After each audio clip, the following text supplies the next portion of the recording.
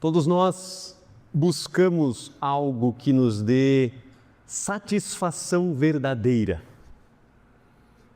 Algumas perguntas norteiam essa nossa busca. O que realmente me faz feliz? O que me dá segurança? O que me faz sentir que a vida tem valor? Muitas vezes nós pensamos, se eu tiver sucesso na carreira, serei feliz. Se eu encontrar o amor certo, então a minha vida terá sentido. Se eu tiver dinheiro, estabilidade ou reconhecimento, então estarei satisfeito. Mas por trás de tudo isso, existe uma pergunta mais profunda.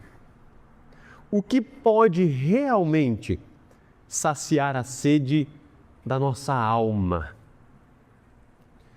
Muitas pessoas têm tudo isso que eu acabei de mencionar, mas mesmo assim sentem um grande vazio interior e procuram preencher esse vazio com mais dinheiro, com mais fama, mais conquista, prazer, relacionamentos, mas nada disso consegue saciar o coração humano.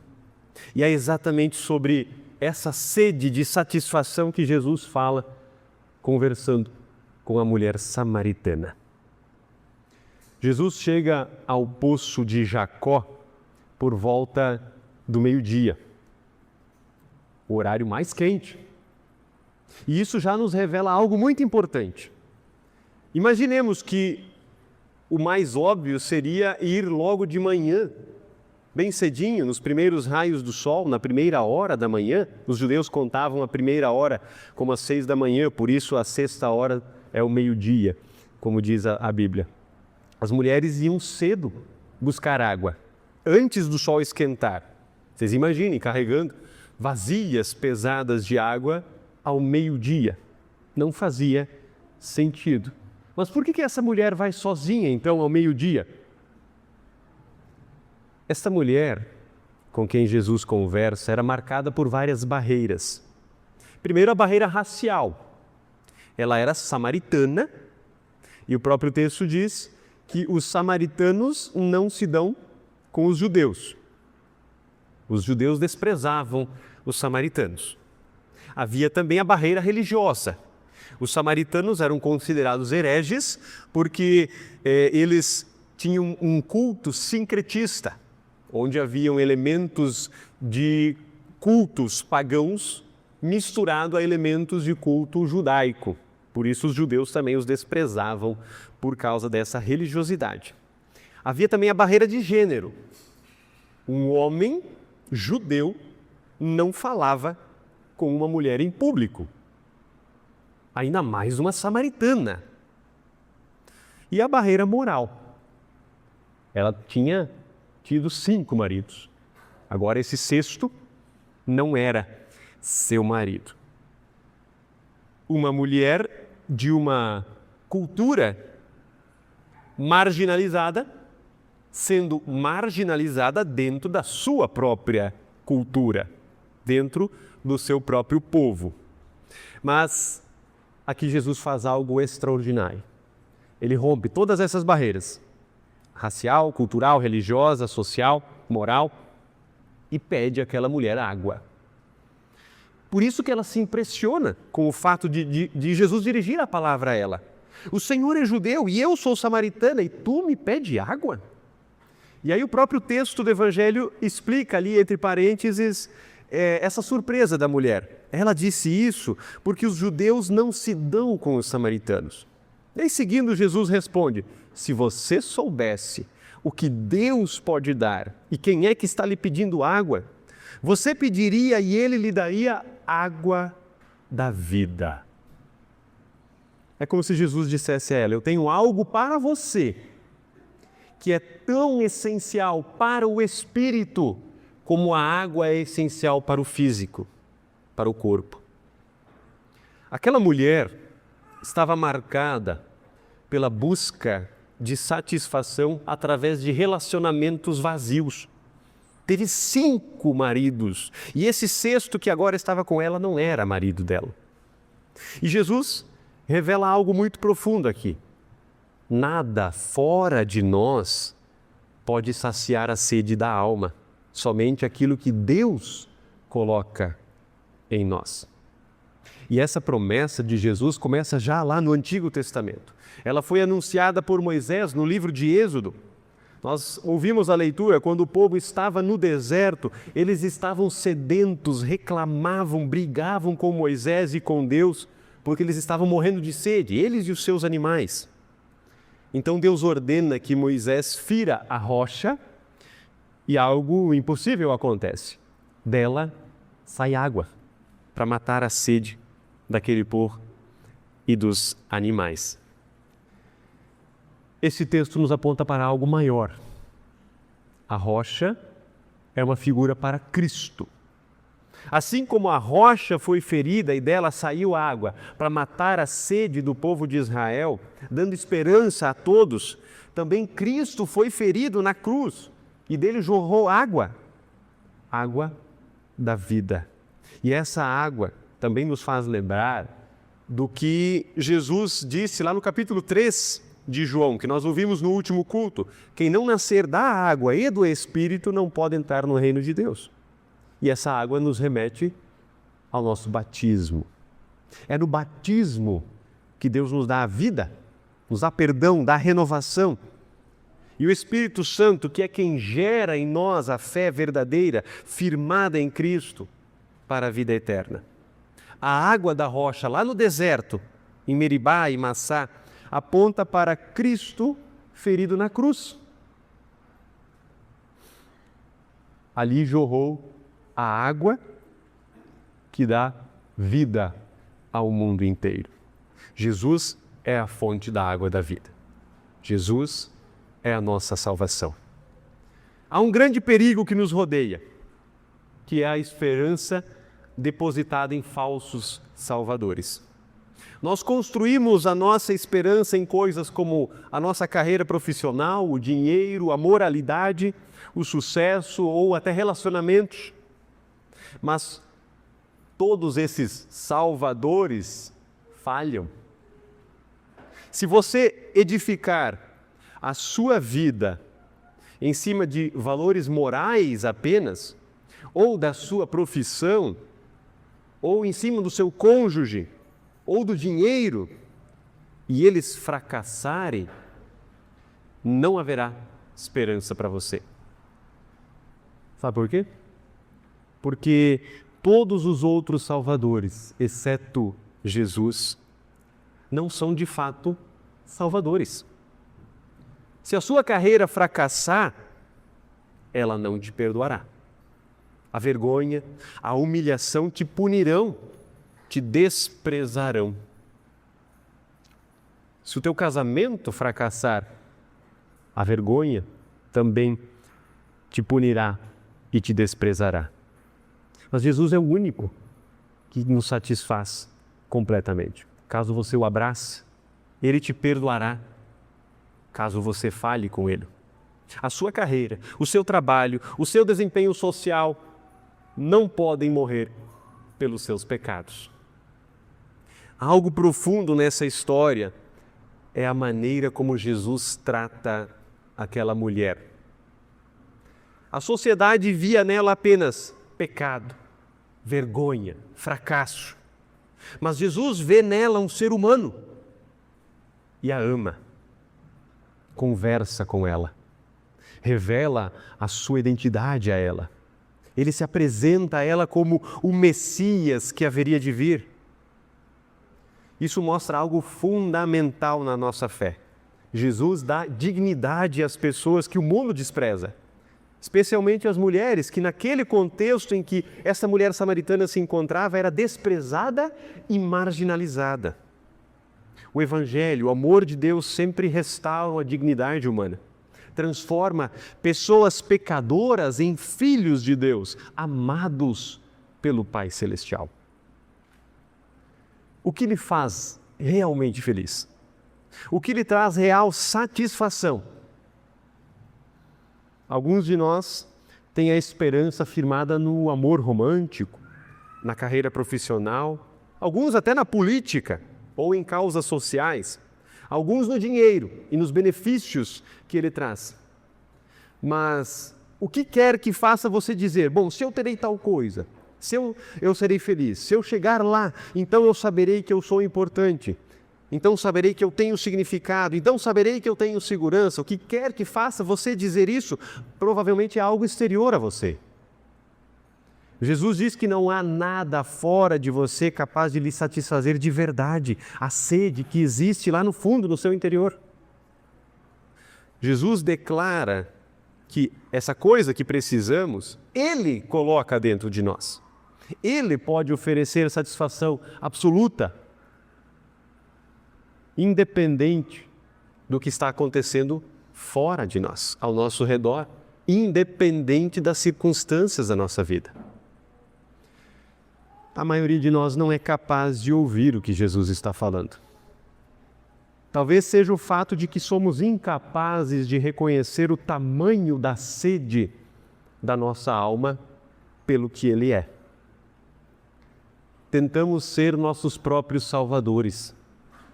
Quando nós confiamos em nós mesmos, nas nossas realizações, para nos satisfazer interiormente.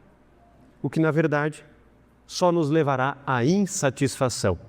Porque quanto mais temos, mais queremos ter. E a nossa busca nunca para. Por mais que nós temos, mais nós queremos e nunca estamos satisfeitos de verdade. Você pode ser uma pessoa muito religiosa, moralmente correta, achar que não mata, não rouba, não adultera, enfim. Mas isso lhe encherá de orgulho, lhe encherá de injustiça própria, inveja, rancor, que você tornará o mundo ao seu redor insuportável para as pessoas que o rodeiam. Isso nos lembra o que o apóstolo Paulo fala em 2 Coríntios, capítulo 2, versículo 15. Porque somos como o cheiro suave, o perfume do sacrifício que Cristo oferece a Deus. Cheiro que se espalha entre os que estão sendo salvos e os que estão se perdendo. Depois que Jesus revela a sua identidade à mulher samaritana, revelando que é o verdadeiro Messias que todos esperavam, ele muda completamente a vida daquela mulher. Nós não lemos do texto, mas mais adiante, nos versículos 27 em diante, diz que ela corre de volta para a cidade e conta para todos: venham ver o homem que me disse tudo o que eu fiz. Ela se tornou uma testemunha do verdadeiro Cristo. Aquilo que ela recebeu de Jesus, agora ela espalha como um perfume agradável para as pessoas ao seu redor. É isso que o apóstolo Paulo nos ensina. Somos o bom perfume de Cristo. Quando uma pessoa encontra a fonte da verdadeira vida, da verdadeira felicidade, a sua vida completamente muda. O seu coração muda. A sua presença diante dos outros muda. Jesus fez aquela mulher refletir onde ela tinha buscado satisfação, mostrando a ela que aonde ela estava buscando não estava lhe satisfazendo verdadeiramente, por isso essa busca incessante pelo prazer, com 5 homens, agora o 6º. Mas Jesus apresenta a ela uma fonte segura, que pode acabar com a sede espiritual que ela tinha. E a vida dela passou então a espalhar o perfume de Cristo. Assim como um perfume espalha no ambiente, a vida transformada pelo Evangelho espalha esperança, graça, perdão e vida. Vamos pensar na seguinte analogia do filho e dos pais. Os pais criam os seus filhos, os preparam para o mundo. Ensinam a eles valores morais, éticos, respeito, amor, cuidado, enfim. Quando eles crescem, eles vão para o mundo Vão para a faculdade, vão para um trabalho, para um casamento. Agora imagine a seguinte cena. Os pais criaram os seus filhos, ensinando este filho todo o respeito, a moral, os bons costumes para viver em sociedade. Mas quando esse filho sai de casa, ele pensa, bom, agora eu não devo mais nada aos meus pais. A moral, os bons costumes que eles me ensinaram são suficientes. Cada ano eu mando um cartão de recordação para eles, mas eu não preciso mais deles. Eu tenho a minha vida agora. E eu tenho vivido ela de forma correta. Isso que importa, não é mesmo? Duvido que vocês concordem com esse pensamento. Não basta viver uma vida moralmente correta, como desejam os seus pais, sem ter um relacionamento com eles. Isso é um comportamento condenável. Vocês não acham? Mais do que uma vida correta como os seus pais ensinaram, um filho deve aos seus pais o amor, a fidelidade. Nós fazemos exatamente o mesmo com Deus. Se existe um Deus, você deve tudo a Ele. E existe um Deus. Você lhe deve muito mais do que uma vida decente no sentido moral. Ele merece ocupar o centro da sua vida. Mesmo que você seja alguém bom, caso não permita Deus ser Deus em sua vida, você é tão culpado de pecado quanto Nicodemos, que nós vimos no capítulo 3, no último culto, quanto a mulher samaritana. Você está tentando ser o seu próprio Salvador. A pergunta do início continua válida. O que realmente satisfaz a sua alma? Jesus mostra que não é o dinheiro, não é o sucesso, não é o prazer ou o reconhecimento, mas somente a água da vida que Ele oferece.